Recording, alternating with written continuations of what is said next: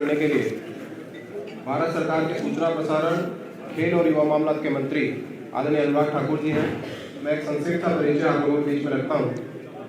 Anurag Thakur ji Himachal Pradesh cricket association के अध्यक्ष रहे हैं, भारतीय क्रिकेट कंट्रोल बोर्ड के ज्वाइंट सेक्रेटरी और अध्यक्ष रहे हैं, भारत सरकार में वित्त राज्य मंत्री रहे हैं, भारतीय जनता युवा मोर्चा के 7 वर्षों तक आप राष्ट्रीय अध्यक्ष रहे हैं और अभी वर्तमान में आप भारत सरकार के सूचना प्रसारण एवं खेल युवा मामलों के कैबिनेट मंत्री हैं। मैं आदरणीय साहब से अनुरोध करूंगा कि हम सबको संबोधित दे दो। नमस्कार मित्रों, जो पीछे कुछ मित्रों की आवाज आ रही है,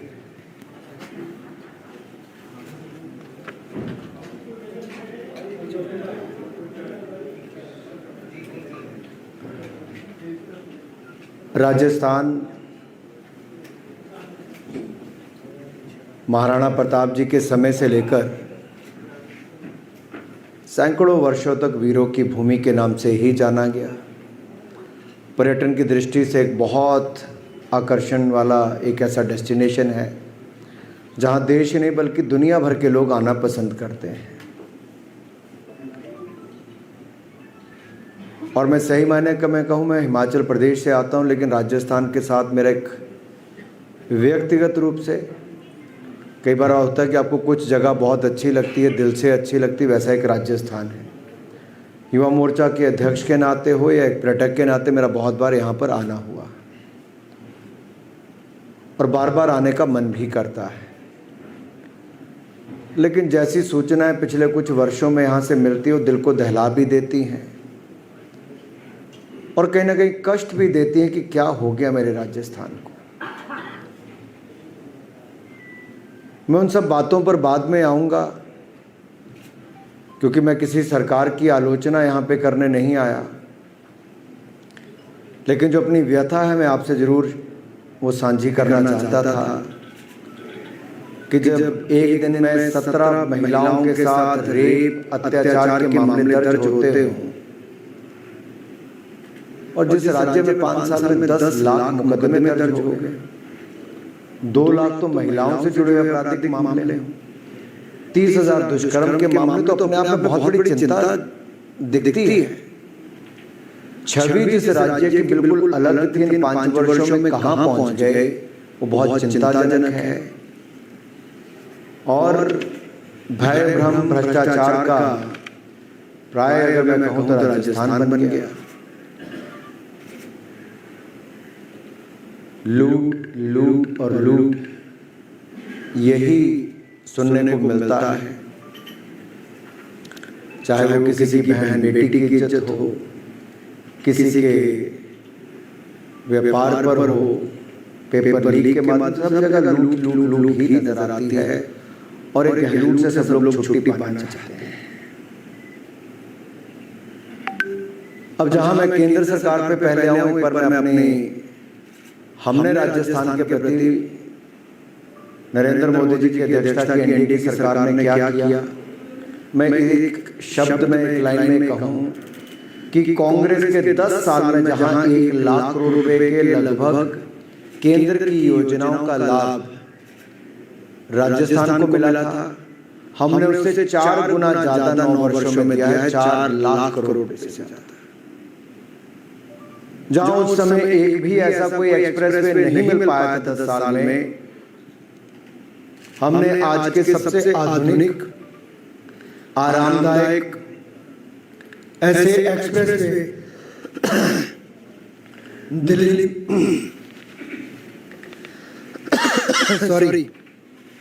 दिल्ली मुंबई एक्सप्रेसवे, अमृतसर जामनगर एक्सप्रेसवे, ये देने का कार्य भी किया है।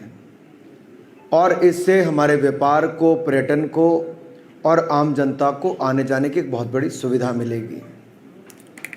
देश की सबसे आधुनिक, आरामदायक और तेज गति से चलने वाली ट्रेन वंदे भारत भी एक नहीं 2 देने का कार्य भी नरेंद्र मोदी जी की सरकार में हुआ।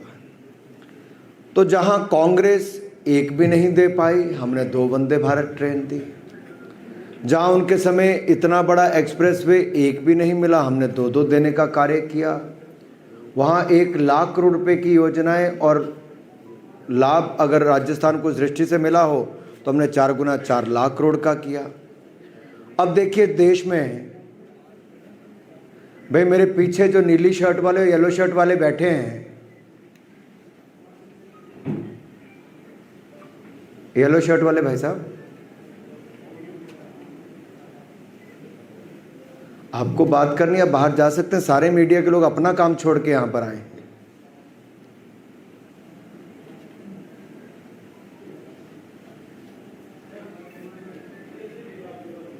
अगर कुल मिलाकर देखें तो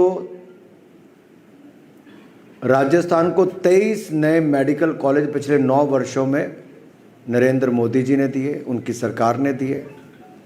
अगर देश भर में लगभग 48 करोड़ परिवारों को बैंकिंग प्रणाली से जोड़ा तो 3 करोड़ राजस्थान के मेरे भाई बहनों को जोड़ा है, और उनके डीबीटी के माध्यम से खातों में पैसा भी हज़ारों करोड़ रुपया और मुद्रा योजनाओं के लोन दिलाने का काम भी किया है। जहां 10 करोड़ से ज़्यादा उज्ज्वला योजना के माध्यम से सिलेंडर पूरे देश भर में मिले तो 70 लाख से अधिक मेरे राजस्थान की बहनों को देने का कार्य हुआ। अगर 4 करोड़ पक्के मकान पूरे देश भर में मिले तो लगभग लाखों ऐसे हमारे राजस्थान के भी हैं जिनको पक्का मकान भी मिला है। और यही नहीं मेरे भाई और बहनों, अगर आप देखेंगे 1 रैंक 1 पेंशन जो लंबे समय की मांग थी, जिसमें हिमाचल प्रदेश, उत्तराखंड, पंजाब, राजस्थान ऐसे राज्यों को सबसे बड़ा लाभ, उस सेना में सबसे बड़ा योगदान इन राज्यों का है, तो वो भी अगर अब तक 60,000 करोड़ रुपया 1 रैंक 1 पेंशन की मांग मोदी सरकार ने पूरी की। और आज अगर देश भर में 38 से 40 किलोमीटर सड़क प्रतिदिन बनती तो उसमें से राजस्थान को भी एक बहुत बड़ा लाभ मिलता है। जहां तक मैं देश की बात करूं, कांग्रेस तो हमारे हाथ में 10 साल सरकार चलाने के बाद भी 10वें नंबर की अर्थव्यवस्था ही छोड़ के गए थे, और वो भी लड़खड़ाती चरमराती अर्थव्यवस्था छोड़ के गए थे। नरेंद्र मोदी जी के सुशासन और विकास वाली सरकार ने 10 सालों में 5वें नंबर की सबसे बड़ी अर्थव्यवस्था बना दिया है। और हमने प्रण और प्रतिज्ञा भी ली है कि जैसे ही मोदी जी तीसरे बार प्रधानमंत्री देश के बनेंगे, हम देश को दुनिया की तीसरी सबसे बड़ी अर्थव्यवस्था बना देंगे। ये है सुशासन और विकास की यात्रा। अगर मैं यही कहूं कि आपको कुछ आंकड़े आपके सामने और रखना चाहूँगा, और उस आंकड़ों से आपको भी, और मैं राजस्थान के मीडिया के मित्रों के सामने इसलिए रखना चाहता हूँ, अगर राजस्थान की बहन बेटियों को लेकर आपकी चिंता यहाँ तक दिखती है, लेकिन पूरे देश भर में भी वो पता चले कि यहाँ पे क्या हालात खड़े हो गए हैं, तो ये दिखता है कि प्रतिदिन 17 महिलाओं के साथ दुष्कर्म की घटनाएं, और जैसा मैंने पहले कहा कि लगभग 2 लाख महिलाओं के प्रति अपराध, अत्याचार के ऐसे आपराधिक मामले उन लोगों के खिलाफ दर्ज हुए जिन्होंने महिला अपराध को बढ़ावा दिया है, और 30,000 से ज़्यादा दुष्कर्म की घटनाएं। ये अपने आप में प्रश्न चिन्ह लगाता है यहाँ की कानून व्यवस्था पर। तो राजस्थान की कानून व्यवस्था चरमरा गई है। अगर मैं कहूँ कि हमारे दलित परिवारों के साथ जो अत्याचार हुआ, उनकी महिलाओं के साथ हुआ, उसके एक नहीं अनेकों मामले आपको देखने को मिलेंगे।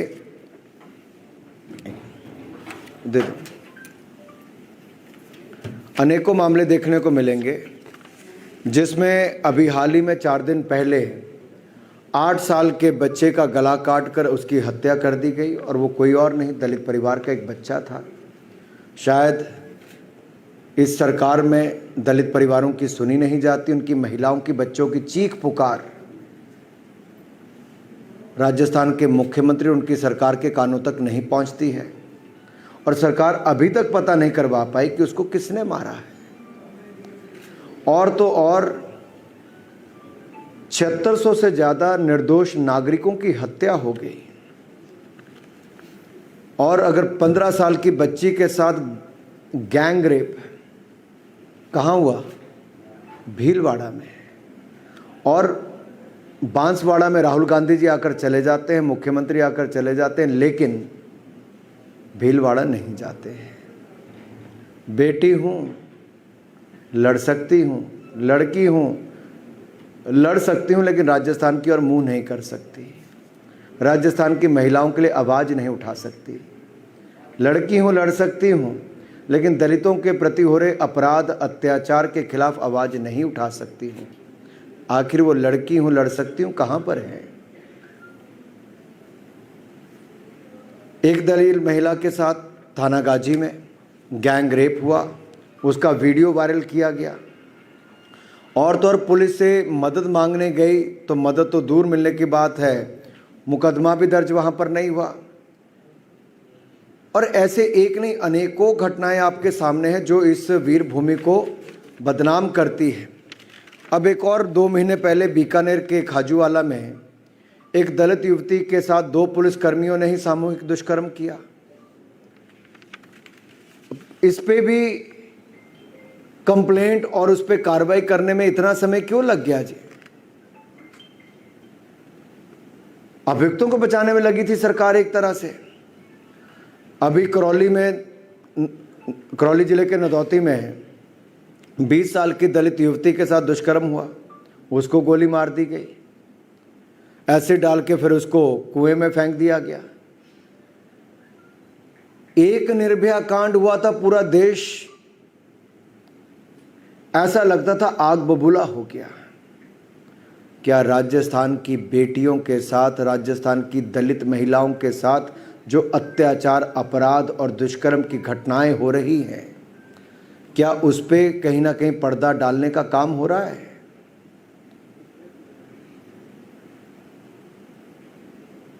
ऐसा तो नहीं है कि हमारी कलम की स्याही में कुछ कमी रह गई, ऐसा भी नहीं है। अगर मणिपुर में कुछ हुआ, वो देश में चला, तो राजस्थान में तो उससे कई गुना ज्यादा हो गया। लाल डायरी में, वो लाल डायरी की बात नहीं कर रहा जिसको लेने के लिए कोई किसी मंजिल पर चढ़ के अपनी जान पे खेल गया था, ये तो मैं खून की लाल डायरी की बात करता हूं, जो ऐसी रंगी है कि हर दिन 17 महिलाओं और बेटियों के साथ दुष्कर्म अपराध की घटनाएं होना। और देखिए, बाड़मेर में दलित में महिला के साथ दुष्कर्म किया गया, फिर आदिवासी महिला के साथ उसका अपहरण, गैंगरेप करके एसिड डाल के कुएं में डाल दिया गया। दौसा में हुआ जी, उदयपुर में आदिवासी बच्ची का रेप करके टुकड़े टुकड़े कर दिए। जेएनयू में टुकड़े टुकड़े गैंग नारा लगाती तो पूरे देश भर में चर्चा बनती है। दिल्ली में निर्भया कांड होता है तो देश भर में चर्चा बनती है। लेकिन राजस्थान में एक के बाद दूसरे के साथ, दलित महिला के साथ, आदिवासी के साथ, बच्चों के साथ, बेटियों के साथ अपराध, दुष्कर्म की घटनाएं होती है और राजस्थान से बाहर वो आवाज नहीं निकल पाती है। आखिर ऐसी कौन सी मजबूरी है? राजस्थान की सरकार अपराधियों के खिलाफ कड़े कदम उठाने की बजाय उनको दबाने का काम करने में लगी रहती है। मुख्यमंत्री के घर से मात्र 5 किलोमीटर की दूरी पर वैशाली नगर में 10 साल के बच्चे के सामने उसकी मां का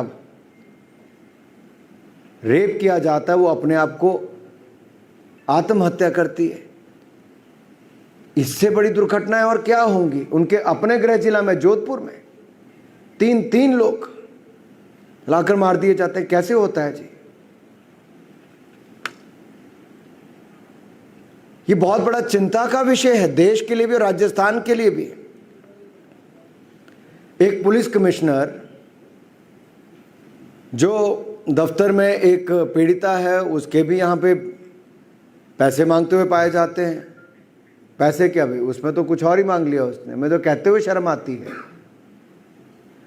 लेकिन शर्म तो देखिए जी, सारे देश को तब आई थी जब राजस्थान के एक मंत्री ने कहा, जब यहाँ के रेप की चर्चा हुई आपके, और मुख्यमंत्री का सबसे नजदीकी मंत्री कहता है मर्दों का प्रदेश है, और सब खिलखिलाकर हंसते हैं।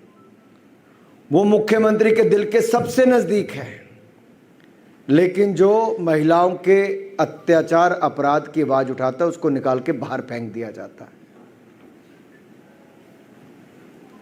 ये स्पष्ट दिखता है कि राजस्थान की सरकार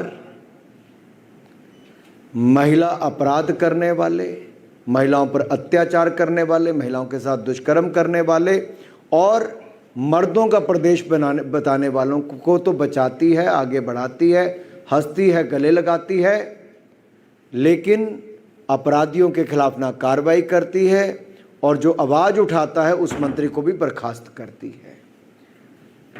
अब ये समय सबके सामने आया है कि क्या होना चाहिए। अभी आते आते मुझे लक्ष्मीकांत जी बता रहे थे कि अपराध तो यहाँ तक बढ़ गया कि अब तो एक पुलिस वाले के भी गोली मार दी गई। ये सत्य है क्या? हुआ ऐसा? आज ही दौसा में तो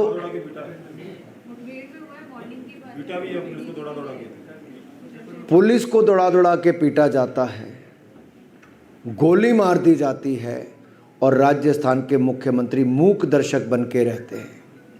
आखिरकार ये चुप्पी किसके लिए है? अरे कुछ सीखना तो साथ लगते प्रदेशों से सीखो, कैसे कार्रवाई होती है। उत्तर प्रदेश में माफिया राज के खिलाफ कैसे कार्रवाई हुई? कहां माफिया राज वाला उत्तर प्रदेश आज माफिया मुक्त हो गया, लेकिन सबसे पर्यटन की दृष्टि से और महिला सुरक्षा की दृष्टि से जो राज्य देखा जाता था, आज वो महिला अपराध, अत्याचार और गैंग रेप की दृष्टि से नंबर 1 बन गया है। 5 साल में राजस्थान नंबर 1 बना, लेकिन महिला अपराध के लिए नंबर 1, भ्रष्टाचार के लिए नंबर 1, आपराधिक मामलों के लिए नंबर 1, गैंग रेप के लिए नंबर 1 और गैंग वॉर के लिए नंबर 1, खनन माफिया के लिए नंबर 1, साइबर क्राइम के लिए नंबर 1। आप कितने भी चुन लीजिए, पेपर लीक में नंबर 1, बेरोजगारी में नंबर 1। कहा था कर्जे माफ करेंगे किसानों के, नहीं हुए जी। 19,422 किसानों की जमीनें कुर्की करवा ली। मैं पूछता हूं श्रीमान राहुल गांधी जी से और मुख्यमंत्री जी से, आपने तो कहा था कर्जे माफ करेंगे, आपने जमीनें कुर्की करवा ली। आपने कहा था 3500 रुपया महीना बेरोजगारी भत्ता देंगे, 50 लाख युवा बेरोजगार हैं। मैं आप सारे मीडिया वालों से पूछता हूं, किसको मिला बेरोजगारी भत्ता? 42,000 रुपया साल का मिलना था, किसको मिला है?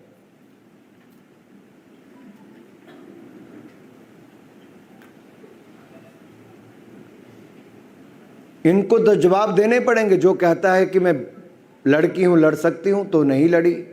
कहते थे मैं किसानों के कर्जे माफ करूंगा और बेरोजगारों को बेरोजगारी भत्ता दूंगा, नहीं दिया। और जो माननीय मुख्यमंत्री जी 5 साल में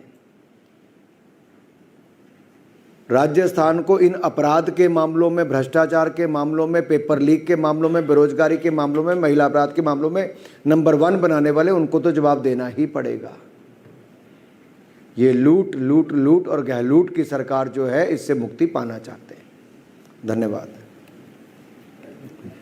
ये मंत्री जी